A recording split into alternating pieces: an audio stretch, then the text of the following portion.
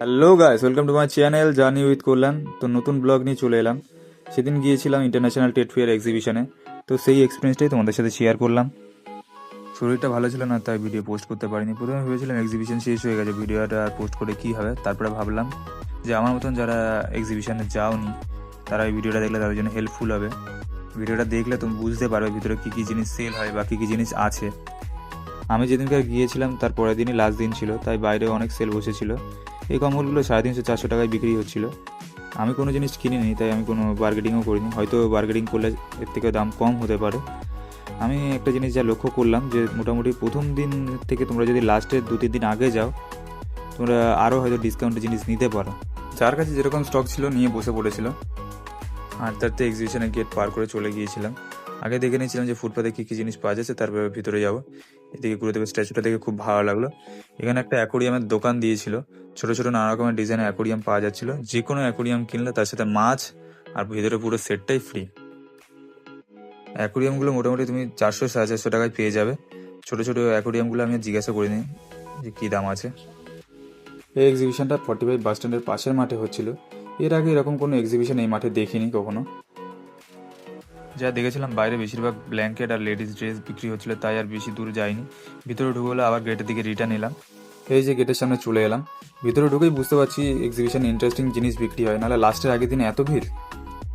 Gate থেকে ঢুকে দেখলাম টিকিট কাউন্টার, 30 টাকা করে টিকিট কেটে নিয়ে সিকিউরিটিকে দেখিয়ে ভিতরে এসে দেখলাম অনেক বড় বড় ক্যাম্প লাগিয়েছে, তাই বাম দিকের ফার্স্ট ক্যাম্প থেকে শুরু করলাম। ফার্স্ট ক্যাম্পে ঢুকেই ফার্স্ট চলে দেখলাম যে লেডিসদের ড্রেস বিক্রি হচ্ছিল। এখানে লেডিসদের প্রচুর কালেকশন আছে। ভিডিওটা শর্টে বানিয়েছি, ডিটেলের দাম জিজ্ঞাসা করিনি সব দোকানে, কিন্তু যেখানে যেখানে প্রাইস ট্যাগ ছিল আমি সেখানেই শ্যুট করে নিয়েছি যাতে তোমাদের বুঝতে সুবিধা হয়। তারপরে দুই সাইডে ড্রাই ফ্রুটের স্টল দেখলাম, আঞ্জির, আখরোট, কাজু, কিশমিশ সব রকম ড্রাই ফ্রুট আছে। স্টলে ম্যাডামের সাথে একটু কথা বলে পরের স্টলে দেখলাম লেডিস হ্যান্ডব্যাগ বিক্রি হচ্ছিল। ভিড়টা দেখে বুঝতেই পারছো যে প্রচুর লোক কেনাকাটা করতে এসেছিলো। বললাম তখন লেডিসদের কালেকশন প্রচুর এখানে। এই স্টলে ঠাকুরের বিভিন্ন মূর্তি আর তার সাথে নানা রকমের শোপিস বিক্রি হচ্ছিল। পুরো স্টলটা চকচক করছে, যাদের নলেজ আছে তারা বার্গেনিং করে কিনছে। এইসব এক্সিবিশনে যাদের যেই বিষয়ে নলেজ আছে তারা সেই সব জিনিস কিনে নিয়েছে। নলেজটাই হচ্ছে এখানে বড় ব্যাপার। তারপরে মেয়েদের একটা কসমেটিক্সের স্টল পড়লো। তারপরে স্টলটা একটু ইউনিক ছিল, এখানে বাঁশের প্লেট, গ্লাস দেখলাম, কোয়ালিটি ভালো। সব কিছুর প্রাইসটা ছোট্ট করে তোমাদের দেখিয়ে দিলাম। প্রচুর কালার অপশান দেখতে পাচ্ছ, তার সাথে কফি মাগও রাখা আছে সাইডে। এখানে মেয়েদের থাইল্যান্ডের জুতো ছিল, এই জুতো পরলে তোমরা ব্যাংকক পাটায়ার ফিলিংস পাবে।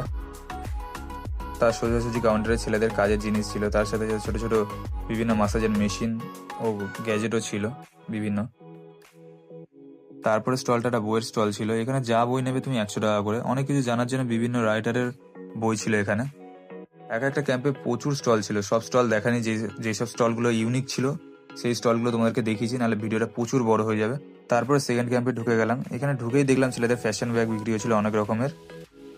তারপরে লেডিসদের দুবাইয়ের ফেমাস ড্রেস দেখলাম। এই স্টলটার আশেপাশে প্রচুর ভিড় ছিল, সেই ওখানে আর দাঁড়াইনি বেশিক্ষণ।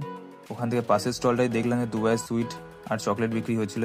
স্টলের দাদাটাও মানে প্রচুর চকলেট খায়, সেটা চকচক করছে। এই লাইনে মোটামুটি যা দেখছি সবই দুবাইয়ের জিনিস। এখানে আবার দেখি দুবাইয়ের আতর সেল হচ্ছিল। এখানে কোনো স্টলই ফাঁকা নেই, দেখছি বেশিরভাগ যা স্টল আছে কাস্টমারের ভিড় লেগে আছে। আতরের নাম তোমরা ভালোভাবে বুঝতে পারছো কিনা আমি জানি না, ক্যামেরায় দেখানোর চেষ্টা করেছি। এই শোপিসের দোকানে এসে সিংটা দেখে চোখে লেগে গেছে।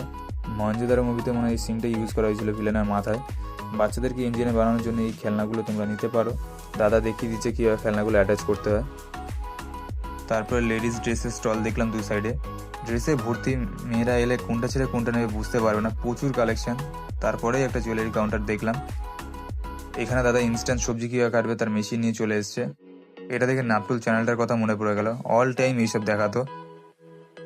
এখানে ভ্যারাইটিস মিল্কশেক দেখলাম, সত্যি আমি এর আগে এত ফ্লেভারের মিল্কশেক দেখিনি কখনো। আবার অনেক রকমের আচারও বিক্রি হচ্ছিল, সেই ফেমাস আদিবাসী হেয়ার অয়েল। এই জিনিসটা বাইরে দেখলাম, বাচ্চাটা ভয় পাচ্ছিল তাই মুখটা তুলছিল না, আর ওর বাবা বারবার বলছিল যাতে মুখটা তুলে উপর দিকে। তোমরা মোটামুটি এরপরে কোনো এক্সিবিশনে গেলে সন্ধ্যা থেকে রাত হয়ে যায় পুরো এক্সিবিশন দেখে শেষ করতে, এত বড় হয় এক্সিবিশন। তারপরে মাঝখানে ক্যাম্পে ছিল ফুড কোর্ট। ফুড কোর্টে ঢোকার আগে চকলেটের এই টাওয়ারটা দেখলাম, লোকের অ্যাটেনশন নেওয়ার জন্য ভালোই আইডিয়া লাগিয়েছে। ফুড কোর্টে ঢুকে দেখলাম প্রচুর চেয়ার আর টেবিল দিয়েছে বসে খাওয়ার জন্য। ঘুরে ঘুরে দেখলাম এখানে কী কী আইটেম পাওয়া যাচ্ছে, নো ডাউট সব খাবার পাওয়া যাচ্ছে। কিন্তু খাবারের দাম বেশি মনে হলো আমার, কোনো দিক থেকে অ্যাফোর্ডেবল মনে হলো না এখানে। তারপরে ওখান থেকে বেরিয়ে লাস্ট ক্যাম্পে এসে দেখলাম নানা রকমের গ্রসারি আইটেম সেল হচ্ছে, কেউ কেউ ডিসকাউন্ট দিচ্ছে, আবার কেউ কেউ buy one get one free দিচ্ছে। এখানে স্টলগুলোতে কিছু কিছু স্টেটের ফেমাস খাবারের মশলা বিক্রি হচ্ছিল। এই ক্যাম্পে মোটামুটি লোকজনের ভিড় ভালোই ছিল। তো গাইজ, ভিডিওটা এতটাই। তোমাদের কেমন এক্সপিরিয়েন্স হলো কমেন্টে জানিও। যদি ভিডিওটা ভালো লাগে লাইক কমেন্ট সাবস্ক্রাইব করে দিও। দেখা হবে নেক্সট ব্লগে। Tata bye.